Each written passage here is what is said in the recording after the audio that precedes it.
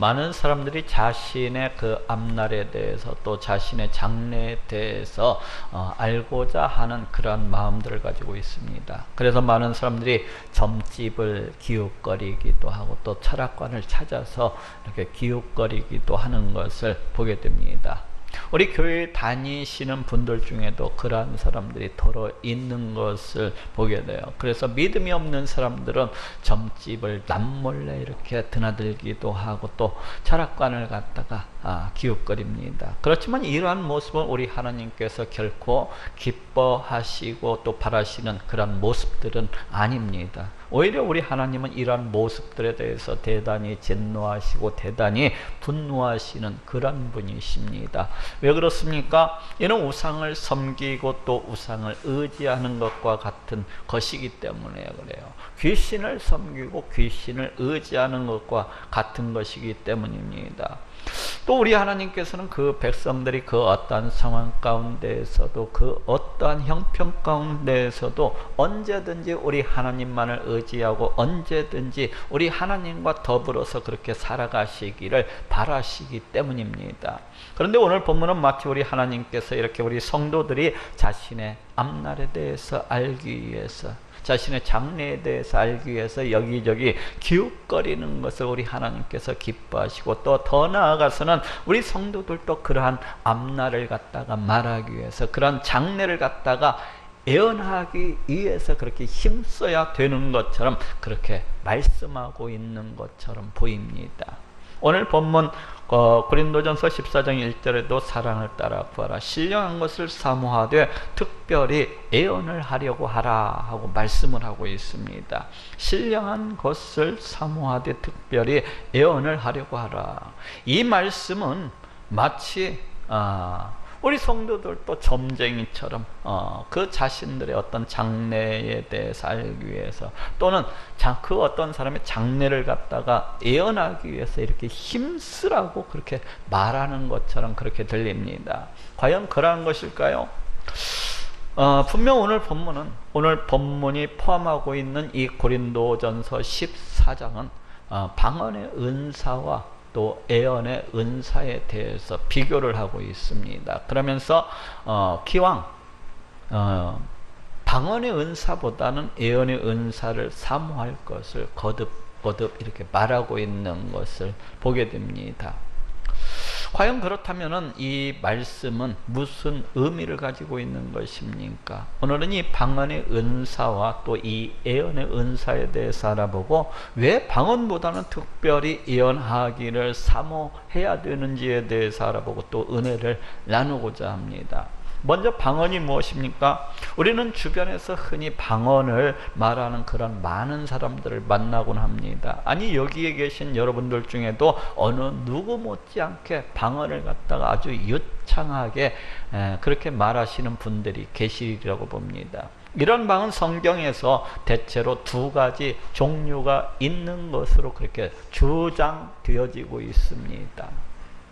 그 하나는 자기가 그 언어를 공부한 적이 없는데도 불구하고, 또한 그 하나는 언제 그 언어를 습득하기 위해서 이렇게 노력한 적이 없는데도 불구하고 오직 성령의 역사로 무아지경의 상태에서 그렇게 말하게 되는 것을 말합니다.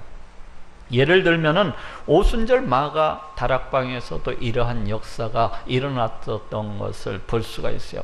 120여 명이나 되는 성도들이 이제 함께 모여서 기도를 하고 있었을 때에 그 자리 가운데 성령 충만함이 임하기 시작했습니다. 그러더니 성령이 말하게 하심을 따라서 다른 방언으로 다른 나라 말로 말하기를 시작했노라고 그렇게 증거를 하고 있습니다. 곧 그 주변에 몰려있던 사람들이 각기 자기 나라의 말로 듣고 알아들을 수 있는 그런 방언이었던 것을 보게 됩니다. 사도행전 2장 8절에서 11절에 우리가 우리 각 사람의 난 곳 방언으로 듣게 되는 것이 어쩌면요, 우리가 다 우리의 방언으로 하나님의 큰 일을 말함을 듣는도다 하고 말씀을 하고 있어요. 우리가 우리 각 사람의 난 곳 방언으로 듣게 되는 것이 어찌미뇨. 오순절을 맞아서 이제 세계 각국에서 각 나라에서 온 사람들이 거기에 둘러서 있다가 그 자신들이 태어났던 곳에 그 나라 말로 그렇게 되었다고 이야기를 하고 있습니다. 가령 메소포타미아에서 온 사람은 자기가 태어난 그 메소포타미아 말로 이렇게 말하는 것을 갖다가 듣게 되었고, 또 저기 구레네에서 온 사람은 그 어떤 사람이 구레네 말로서 그렇게 말하는 것을 목격을 하게 되었다는 거야. 그래서 그 방언하는 사람이 대체 무슨 말을 하고 있는지 너무나도 분명하게 알 수가 있었다는 것입니다. 우리가 다 우리의 각 방언으로 하나님의 큰 일을 말함을 듣는도다. 아마도 이 오순절 마가다락방에 모여 있었던 제자들은 그 방언으로서 우리 하나님께서 행하시는 그 구원에 대해서 말을 하고 있었던 것 같아요. 물론 자신들은 통역의 은사가 주어지지 아니하였더라면 그 말하는 것들이 무엇을 말하고 있는지 잘 몰랐을 거예요.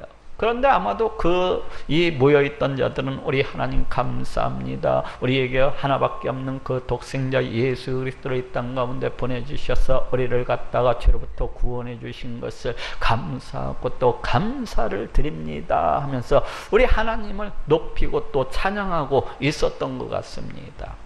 이처럼 방언을 하되 그 누구나가 알 수 있게 그 어떤 나라의 언어로, 그 어떤 나라의 말로서 말하게 되는 그런 방언이 있습니다. 배운 적도 없지만 또 습득한 적도 없지만 오직 성령의 역사로 인해서 그 무아지경의 상태에서 그 어떤 나라의 언어로서 분명하게 말하게 되는 것입니다. 그리고 또 다른 방언의 또 하나의 종류는 일반 사람들이 알아듣지 못하는 신비한 언어로서 말하게 되는 것을 말해요. 일반 사람들이 들어도 저것이 대체 무슨 의미를 가지고 있는지 전혀 깨닫지 못하는 그러한 언어로서 말하는 방언을 말합니다. 예를 들면 고린도전서 14장에서 언급되고 있는 그런 방언이라고 할 수가 있습니다. 오늘 본문 고린도전서 14장 2절에 방언을 말하는 자는 사람에게 하지 아니하고 하나님께 하나니 이는 알아듣는 자가 없고 그 영으로 비밀을 말함이니라 하고 말씀을 하고 있습니다. 이는 알아듣는 자가 없고 그 영으로 비밀을 말함이니라. 자, 한번 따라해 봅시다. 이는 알아듣는 자가 없고 그 영으로 비밀을 말함이니라. 여기에서 이 비밀을 말한다고 하는 것은, 이 비밀이라고 하는 것은 우리 하나님께서 그 방언의 의미를 주권적으로 알려주시지 아니하신다면 결코 무슨 의미가 있는지 알 수가 없다는 의미에서, 결코 그 말이 무슨 의미가 있는지 알 수가 없다는 그러한 의미에서 비밀이라고 할 수가 있습니다. 즉 이 방언은 일반 사람들이 알아듣지 못하는 그 어떤 신비한 언어로서 말하게 되는 것을 말해요. 그렇지만 이 땅 가운데에는 3천여 개나 되는 그런 많은 나라 말이 있다고 알려지고 있습니다. 몇 개요? 3천 개나 되는 수많은 언어들이 이 땅 가운데 있다는 거예요. 그렇기 때문에 지금 그 방언이 그 언어들 중에 어느 한 가지인지는 아무도 알 수가 없다는 것을 알아야 돼요. 정말로 그것이 다른 나라의 언어가 아닌 그 어떤 신비한 언어가인지, 아니면은 이 3천 개나 되는 수많은 언어들 가운데에서 우리가 미처 알지 못하는 그런 나란 말인지는 알 수가 없는 것입니다. 즉 그 방언이 비록 일반 사람들이 알아듣지 못하는 그 어떤 신비한 언어로서 들리지만은 언어로서 이렇게 들리지만은 그 방언이 이 땅 가운데 있는 그 많은 언어들 중 어느 한 가지인지는 아무도 알 수가 없습니다. 어쨌거나 이렇게 방언은 두 가지 종류가 있는 것으로서 그렇게 주장되어지고 있습니다. 주장되어지고 있어요. 또 이렇게 오순절 날에 주어졌던 방언이나 또 교회 역사에 이르러 주어졌던 그런 방언들이나 또 오늘날 행하고 있는 모든 방언들은, 이러한 모든 방언들은 우리 예수님께서 약속하신 것이었던 것을 보게 됩니다. 즉 우리가 행하고 있는 이러한 모든 방언들이라고 하는 것은 그저 우리에게 그냥 어느 날 우연히 주어지게 된 것이 아니라 우리 예수님께서 이미 그 믿는 자들에게 주시기로 약속을 하셨었던 그 약속의 성취라고 하는 것을 알 수가 있는 거예요. 마가복음 16장 17절에도 믿는 자들에게는 이런 표적이 따르리니 곧 저희가 내 이름으로 귀신을 쫓아내며 새 방언을 말하며 하고 말씀을 하고 있습니다. 예수님을 믿는 자들은 새 방언을 말하는 이러한 표적이 따르게 될 것이라고 말씀을 하고 있습니다. 우리 예수님은 믿는 자들은 새 방언, 새 나라 말을 하게 될 것이라고 이렇게 말씀을 하고 있어요. 그런 표적이 따르리라는 것입니다. 우리 예수님의 이러한 약속대로 그 믿는 자들에게 방언이 주어졌다는 것을 알 수가 있습니다. 그런데 문제는 이방 종교에도 이러한 방언이 존재하고 있다는 것입니다. 이방 종교에도 우리가 잘 알고 있는 BC 4세기경의 철학자 플라톤이라는 사람이 있어요. 이 사람은 우리 예수님께서 이 땅 가운데 오시기 전 약 400여 년 전에 살았었던 사람입니다. 그런데 이 사람은 그 지은 이온이라고 하는 책이 있어요. 이 사람이 지은 이온이라고 하는 책이 있어요. 그런데 이 책을 보면은 놀랍게도 이 방언의 현상에 대해서 기록을 하고 있습니다. 이 책을 보게 되면은 그 어떤 사람들이 이제 방언을 갖다가 이렇게 행한다는 거예요. 그런데 그 황홀 속에서 그 자신이 무슨 말을 하는지도 알지 못한 채 그 어떤 신비한 언어를 갖다가 이렇게 말하고 있다고 그렇게 기록을 하고 있습니다. 그러면서 또 그 방언하는 사람에 따라서는 때로 신유를 갖다가 행하기도 하고 또 때로는 환상을 갖다가 보기도 하고 또 때로는 마치 신들린 삶같이 그렇게 보였다고 그렇게 기록을 하고 있습니다. 또 이외에도 이슬람교에서도 또 이외에도 불교에서도 또 이외에도 티베트의 그 어떤 종파에서도 또 이외에도 우리가 잘 알고 있지 못하는 그런 어떤 종교들에서도 우리 기독교에서 볼 수 있는 것과 같은 그런 방언을 갖다가 이렇게 하는 것으로 알려지고 있습니다. 심지어는 유행가를 뜨겁게 부르다가도 그 유행가에 맞춰서 온몸을 흔들고 박수를 치고 또 환호를 하다가도 이러한 방언을 갖다가 이렇게 경험하게 되는 사람들이 있는 것으로 그렇게 알려지고 있습니다. 이러 볼 때 이 방언이라고 하는 것은 꼭 우리 성령 하나님께서 주시는 것만은 아니라는 것을 알 수가 있어요. 곧 사탄이 주는 그런 방언도 있다는 것입니다. 사단이 주는 그런 방언도 있다는 거예요. 다시 말해서 우리가 행하는 그 모든 방언들이 우리 하나님께로부터 온 것은 아니라는 것을 알 수가 있습니다. 실제로 그 어떤 사람들이 방언하는 소리를 갖다가 잘 들어보게 되면은 이 사람이 무슨 방언을 하나 하고 들어보니까 막 비암이 막 날아다니는 소리를 내는 사람들도 있어요. 또 어떤 사람들은 이 사람이 무슨 방언을 하나 하고 이렇게 들어보니까 막 쌍욕을 갖다가 내지르는 사람도 있다는 거예요. 그런가 하면 더 심하게는 우리 예수님을 갖다가 저주하고 욕하는 그러한 자들도 있다는 것입니다. 하물며 오늘날 방언을 할 수 있게 해준다고 하면서 집회를 여는 사람들이 있습니다. 자기가 마치 성령 하나님이라도 되는 것처럼 자기가 마치 우리 하나님을 갖다가 자기 마음대로 부릴 수 있는 것처럼 그렇게 방언을 해줄 수 있게 할 수 있게 해준다면서 선전하고 자랑하는 사람들이 있습니다.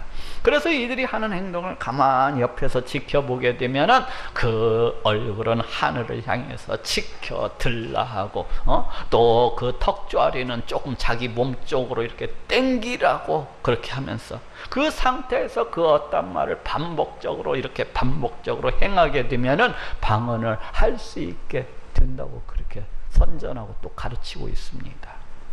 아니 또 이렇게 해서 진짜로 방언을 갖다가 하는 사람들이 있더라고요. 이 사람들이 그 유도하는 대로 해서 진짜로 그렇게 방언을 갖다가 이렇게 하는 사람들이 있어요.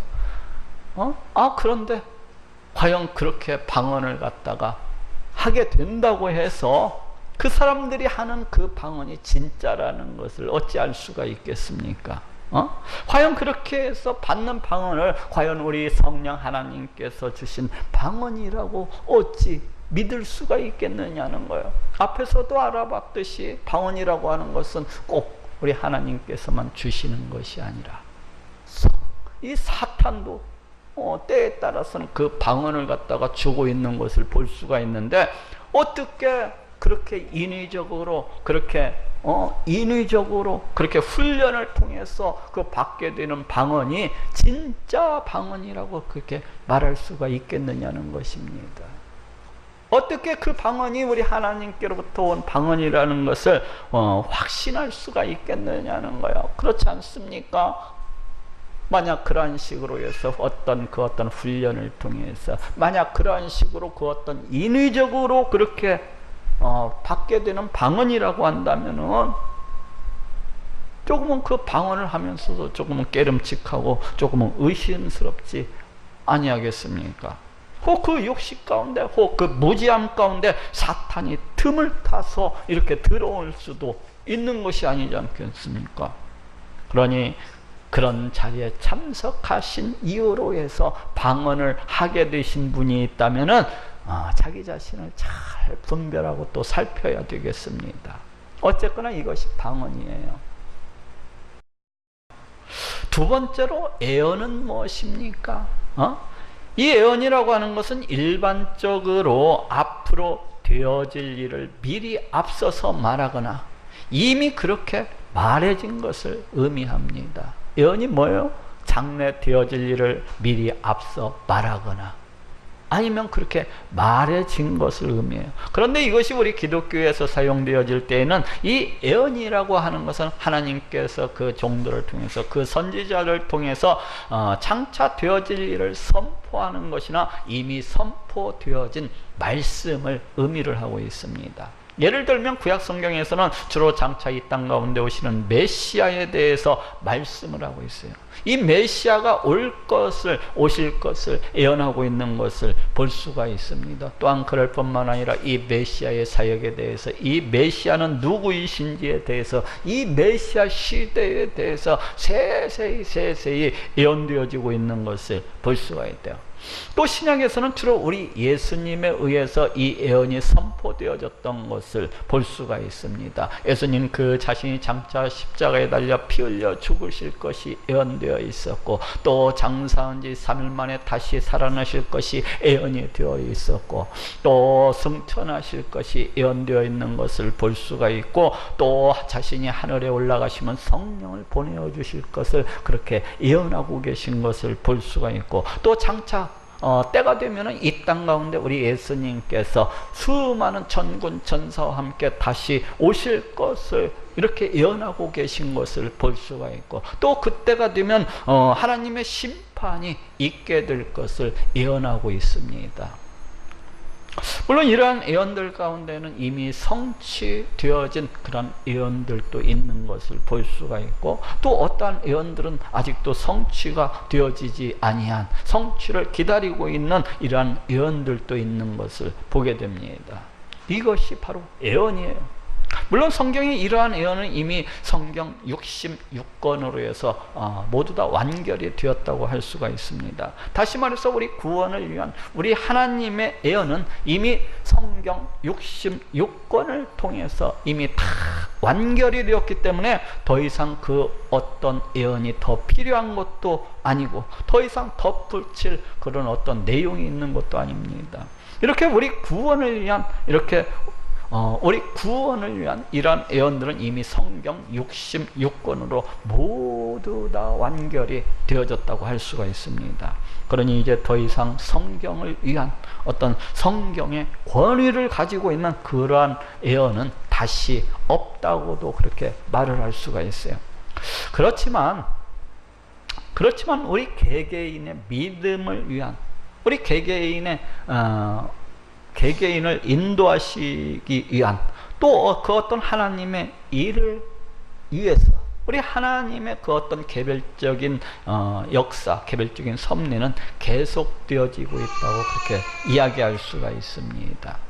실제로 수많은 사람들이 장래 되어질 일들을 우리 하나님께로부터 미리 받고 있는 것을 볼 수가 있습니다. 어떤 사람은 꿈을 통해서, 또 어떤 사람은 환상을 통해서, 또 어떤 사람은 그 음성을 통해서 앞으로 장차 되어질 일들의 앞으로 장차 되어질 일들을 미리 앞서 보여주시는 것을 볼 수가 있어요. 저 같은 경우만 보아도 꿈을 통해서 장래 되어질 일들을 미리 앞서 이렇게 보여주심으로 지금 이렇게 부응이 안 되는 가운데에서도 내가 인내할 수 있도록 이렇게 인도해 주시는 것을 볼 수가 있고, 또 제가 아는 그 어떤 분은 환상을 통해서 그 어떤 전도 대상자가 나타나면 그 머리 위에 텔레비전처럼 환상이 열리면서 또 그것을 그 사람에게 이야기하게 함으로 해서 그 사람을 전도할 수 있도록 이렇게 인도해 주시는 것을 볼 수 있기도 합니다.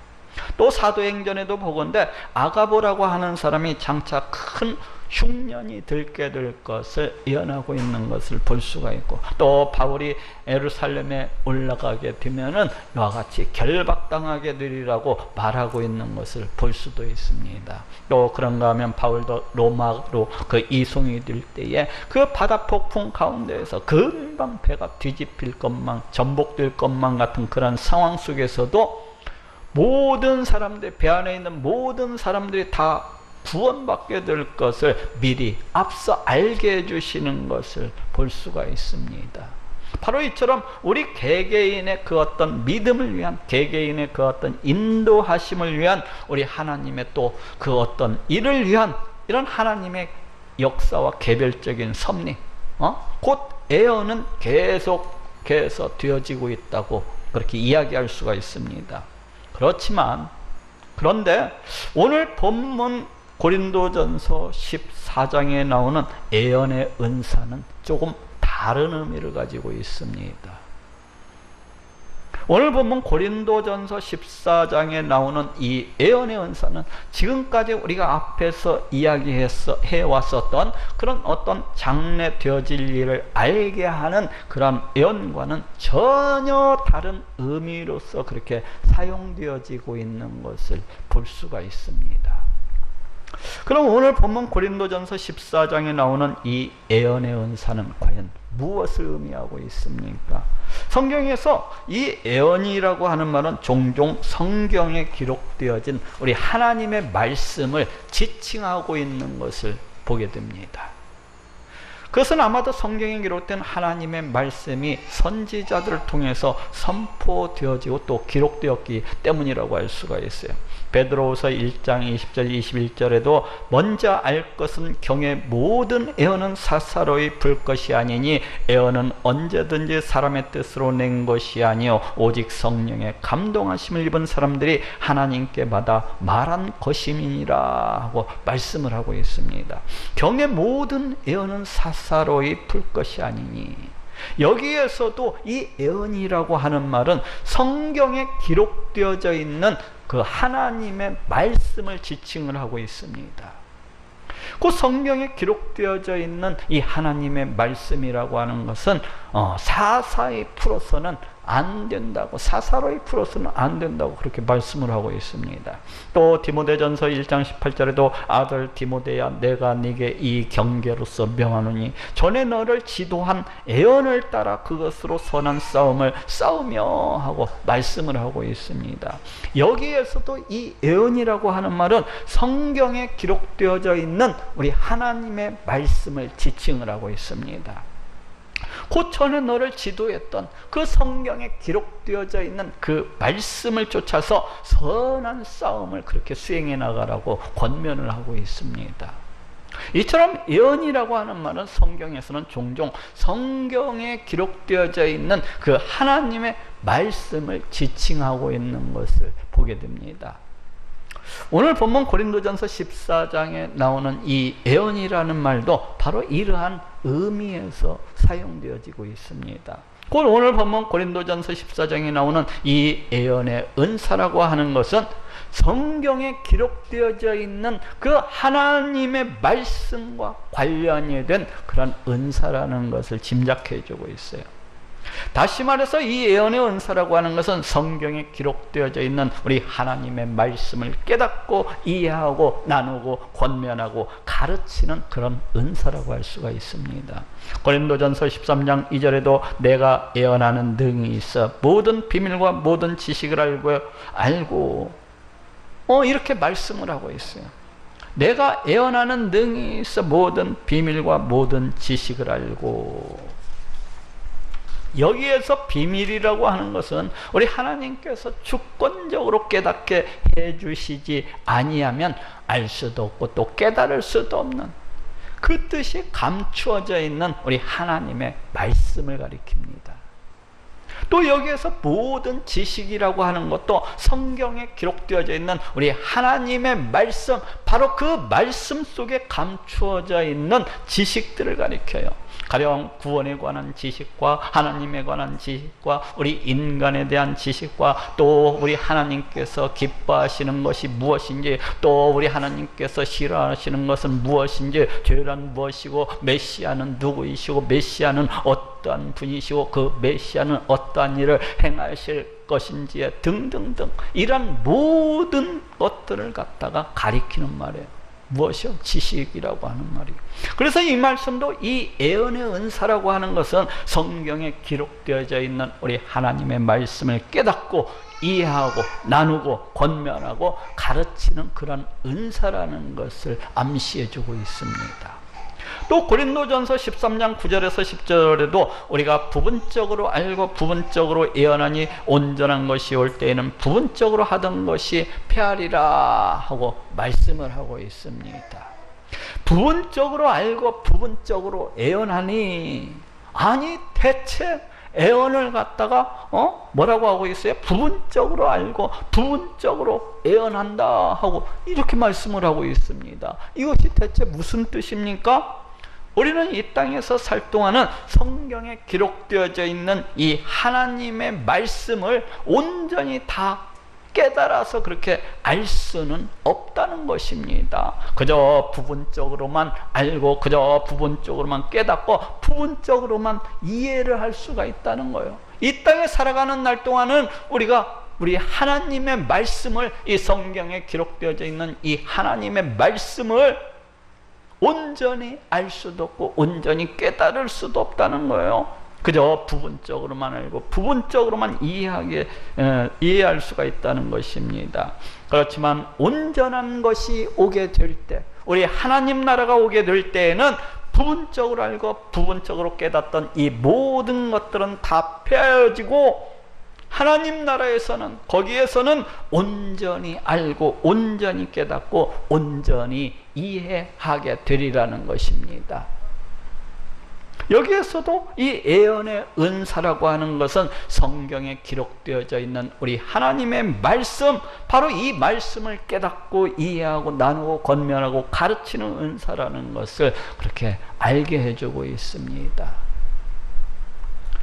또 고린도전서 14장 6절에도 그런즉 형제들아 내가 너희에게 나아가서 방언을 말하고 계시나 지식이나 예언이나 가르치는 것이나 말하지 아니하면 너희에게 무엇이 유익하리요? 방언을 말하고 계시나 지식이나 예언이나 가르치는 것이나 말하지 아니하면 지금 무엇을 대조하고 있습니까? 14장에서는 줄곧 방언과 예언의 은사를 갖다가 대조하고 있는 것을 볼 수가 있어요. 바로 여기에서도 지금 방언을 말하는 것과 지금 계시나 지식이나 예언이나 가르치는 것을 갖다가 대조하고 있는 것을 볼 수가 있어요. 즉 여기에서 계시나 지식이나 예언이나 가르치는 것은 모두 다 동일한 의미에서 사용되어지고 있습니다. 다시 말해서 이 예언의 은사가 어떠한 것인지를 갖다가 상호 보완적으로 이렇게 설명해 주면서 이렇게 기록을 하고 있는 것이라고 할 수가 있어요. 여기에서도 이 말씀을 통해서 예언의 은사가 과연 무엇인지를 갖다가 알 수가 있는 것입니다. 계시가 무엇입니까? 우리가 앞에서도 얘기했지만 사람의 지혜로서는 결코 알 수 없는 우리 하나님의 감추어진 이 말씀을 우리 하나님께서 알게 해주시고 또 깨닫게 해주시는 것을 말합니다. 이 계시가 뭐예요? 사람의 지혜로서는, 우리 인간의 지혜로서는 결코 알 수 없는 우리 하나님의 말씀, 이 그 의미가 감추어진 우리 하나님의 말씀을 우리 하나님께서 나타내어 주시고 보여주시고 깨닫게 해주시고 알게 해주시는 것을 말해요. 곧 여기에서 계시는 그 뒤에 나오는 이 예언, 곧 예언의 은사와 동일한 의미에서 사용되어지고 있는 것을 알 수가 있습니다. 또 지식은 무엇입니까? 여기에서 지식도 우리가 앞에서 이야기한 것과 같이 하나님의 말씀을 통해서 알게 되는 그 지식을 말합니다. 우리 하나님의 말씀을 통해서 무엇을 알 수 있다고 그랬죠? 우리 하나님의 뜻은 무엇인지, 우리 하나님의 기뻐하시는 뜻은 무엇인지, 또 메시아는 누구이신지, 메시아 시대는 어떠한 것인지, 이런 모든 지식들을 갖다가 이야기를 해요. 그래서 계시나 지식이나 예언이나 가르치는 것이나 이 말씀 속에서도 이 예언의 은사라고 하는 것은 무엇을 말하고 있습니까? 바로 성경에 기록된 하나님의 말씀을 깨닫고 이해하고 나누고 권면하고 가르치는 그러한 은사라는 것을 알게 해주고 있습니다. 또 이뿐만입니까? 또 고린도전서 14장 19절에서도 그러나 너희 교회에서 네가 남을 가르치기 위하여 깨달은 마음으로 5마디 말을 하는 것이 1만마디 방언으로 말하는 것보다 나으니라 하고 말씀을 하고 있습니다. 네가 남을 가르치기 위해서 깨달은 마음으로 5마디 말을 하는 것이 1만마디 방언으로 말하는 것보다 나으니라. 지금 고린도전서 14장에서 줄곧 무엇을 갖다가 대조를 하고 있습니까? 방언의 은사와 이 예언의 은사를 갖다가 대조를 하고 있습니다. 비교해서 말씀을 하고 있어요. 그런데 깨달은 마음으로 5마디 말을 하는 것이 1만마디 방언으로 말하는 것보다 더 낫다고 이렇게 말씀을 하고 있습니다. 곧 예언의 은사라고 하는 것은 다른 사람들을 가르치기 위해서, 다른 사람들을 권면하기 위해서 깨달은 마음으로 5마디 말을 갖다가 하는 것이라는 것을 이렇게 암시해 주고 있어요. 여기에서도 예언의 은사라고 하는 것은, 이렇게 여기에서도 예언의 은사라고 하는 것은 성경에 기록되어진 우리 하나님의 말씀을 깨닫고 이해하고 나누고 가르치고 권면하는 그런 은사라는 것을 알 수가 있습니다. 바로 이것이 예언의 은사입니다. 그런데 바울은 이 예언의 은사를 사용하는 데 있어서도 그 질서를 갖다가 강조를 하고 있습니다. 질서 있게 그렇게 사용하라는 것입니다. 고린도전서 오늘 본문 14장 29절 33절에 예언하는 자는 둘이나 셋이나 말하고 다른 이들은 분변할 것이요 만일 곁에 앉은 다른 이에게 계시가 있거든 먼저 하는 자는 잠잠할지니라. 너희는 다 모든 사람으로 배우게 하고 모든 사람으로 권면을 받게 하기 위하여 하나씩 예언할 수 있느니라. 예언하는 자들의 영이 예언하는 자들에게 제재를 받나니 하나님은 어지러움의 하나님이 아니시오 오직 화평의 하나님이시니라 하고 말씀을 하고 있습니다. 예언하는 자는 둘이나 셋이나 말하고 다른 이들은 분변할 것이요. 이 말씀은 초대교회 당시 이제 4-5명의 그런 성도들이 삥 둘러 앉아가지고 이 성경에 기록되어져 있는 우리 하나님의 말씀을 놓고서 그 말씀을 풀고 그 말씀을 나누고 그 말씀을 토론하던 그런 모습을 이렇게 생각나게 해줍니다. 연상하게 해줘요. 그때 당시 유대인들은 이 4-5명이나 되는 사람들이 회당에 빙 둘러 앉아가지고 성경에 기록되어져 있는 이 하나님의 말씀을 놓고서 그 말씀을 서로 간에 풀고 나누고 토론하던 그런 전통을 가지고 있었다고 그렇게 전해지고 있습니다. 바로 이러한 모습이 우리 초대교회에도 그대로 전해져 가지고 그렇게 시행이 되었던 것 같아요. 그런데 어떻게 하라고 말씀을 하고 있습니까? 2-3명이 돌아가면서 먼저 말을 하고, 말을 하지 않는 사람들은 그 나누는 말씀들이 올바른지 아니면 잘못되었는지 그렇게 분별을 하라는 것입니다. 왜 그렇습니까? 그 받은 말씀이 그것은 그 받은 말씀이 그 나누는 말씀들이 혹은 잘못되었을 수도 있기 때문에고요.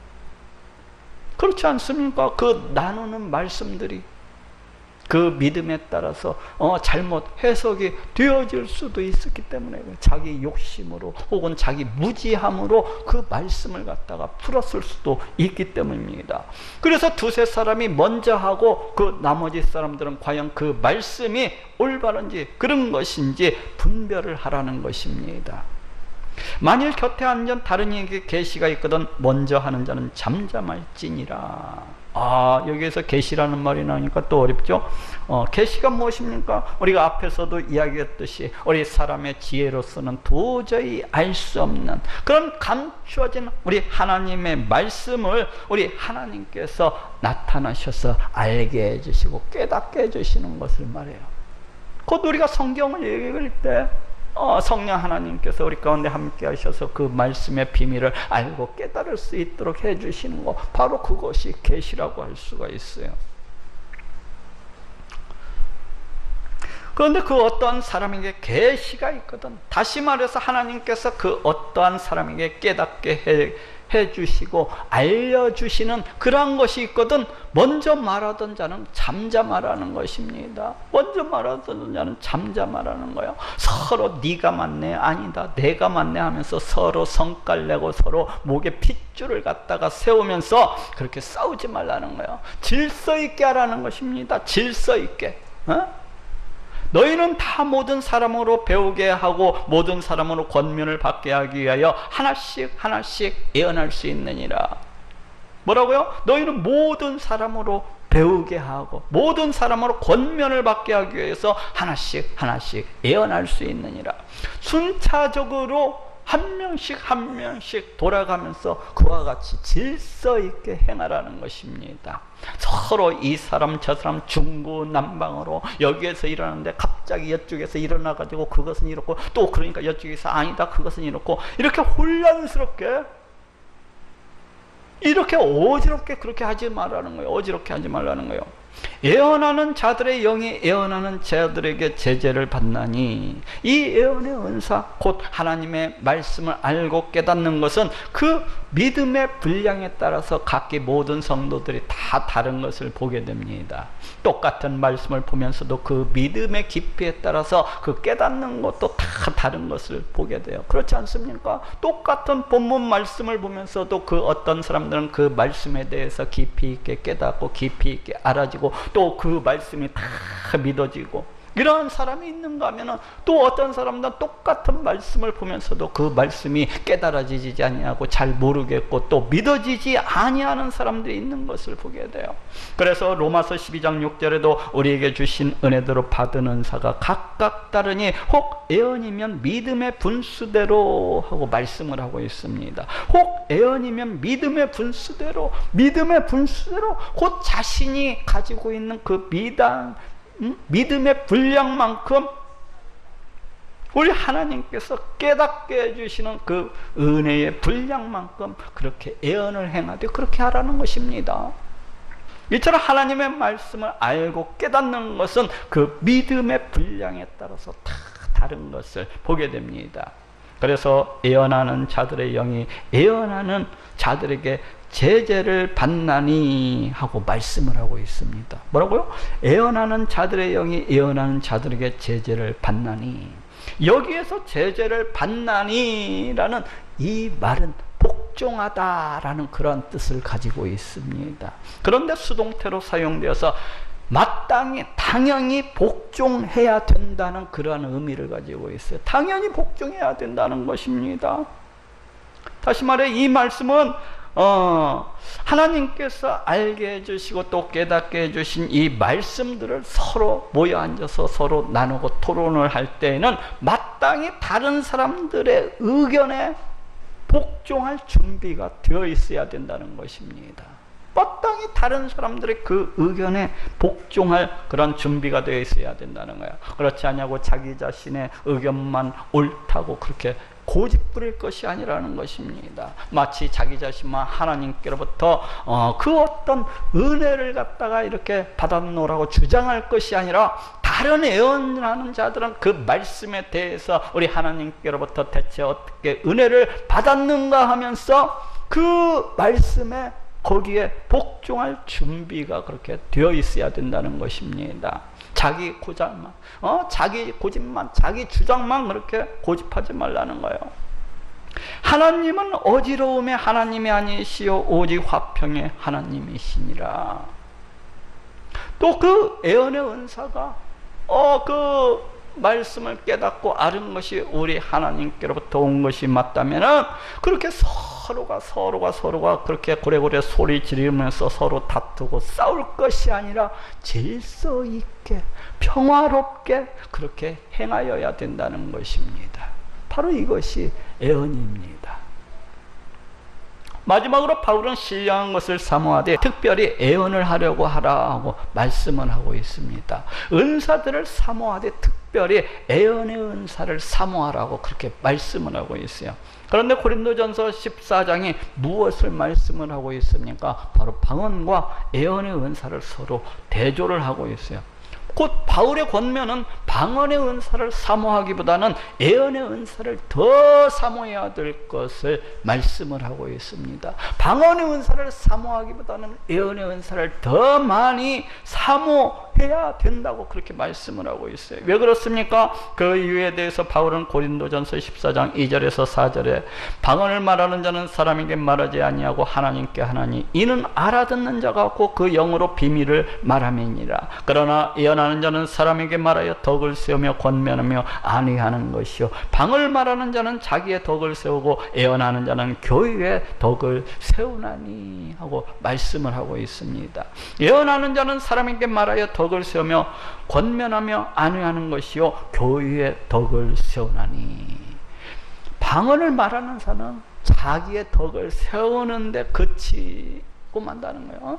방언을 말하는 사람은 자기의 덕을 세우는데 그치는 데 비해서 예언을 하는 사람은 다른 사람에게 말하여서 그 사람의 덕을 세우고 권면하고 안위를 하는 것이고 더 나아가서는 이 교회를 유익하게 하고 더 나아가서는 교회를 갖다가 교회의 믿음을 세우기 때문이라는 것입니다. 여기에서 덕을 세운다고 하는 것은 집을 세우다, 건물을 세우다라는 그런 뜻을 가지고 있어요. 다시 말해서 그 믿음을 세우는 것을 갖다가 의미를 하고 있습니다. 또 여기에서 권면을 한다고 하는 것은 그 어떤 어려움이나 곤란한 환경 가운데 처해 있는 사람을 그 옆에서 도와주는 것을 말합니다. 또 여기에서 안위를 한다고 하는 것은 그 어떤 어려움 가운데 처해 있는 사람에게 그 권면의 말씀을 통하여서 힘과 용기를 갖다가 북돋워 주는 것을 말합니다. 곧 방언을 하는 사람은 자기의 믿음을 세우고 자기의 믿음을 갖다가 굳게 하는데 그치고 마는 것을 볼 수 있는 반면에 거기에 비해서 예언을 하는 사람은 다른 사람들에게 이야기해서 그 사람의 믿음을 세워주고 그 사람의 믿음을 굳게 해주고 더 나아가서는 그 사람의 힘과 용기를 북돋아주고 다시 일어설 수 있도록 그렇게 도와주기 때문이라는 거예요. 또한 그럴 뿐만 아니라 여기에서 더 나아가서는 교회 공동체의 믿음을 굳게 세워주고 교회를 갖다가 대단히 유익하게 그렇게 하기 때문이라는 것입니다. 방언의 은사는 그 자기 자신만을 유익하게 하지만은 이 예언의 은사라고 하는 것은 그 자신을 유익하게도 하지만은 더 나아가서는 교회를 유익하게 하는 것이기 때문에 이 방언의 은사를 행하기보다는 예언의 은사를 갖다가 더 사모해야 된다는 것입니다. 그러면서 바울은 자기 자신이 이렇게 말하는 것은 결코 방언하는 자들을 갖다가 시기하고 질투해서 이렇게 말하는 것이 아니라고 말씀을 하고 있어요. 고린도전서 14장 18절에 내가 너희 모든 사람보다 방언을 더 말함으로 하나님께 감사하노라 말씀을 하고 있습니다. 바울 자신이 이렇게 얘기를 하는 것은 결코 그 방언하는 자들을 시기하고 질투해서 이렇게 말하는 것이 아니라는 것입니다. 아니 오히려 자기 자신은 고린도 교회 이 성도들보다도 훨씬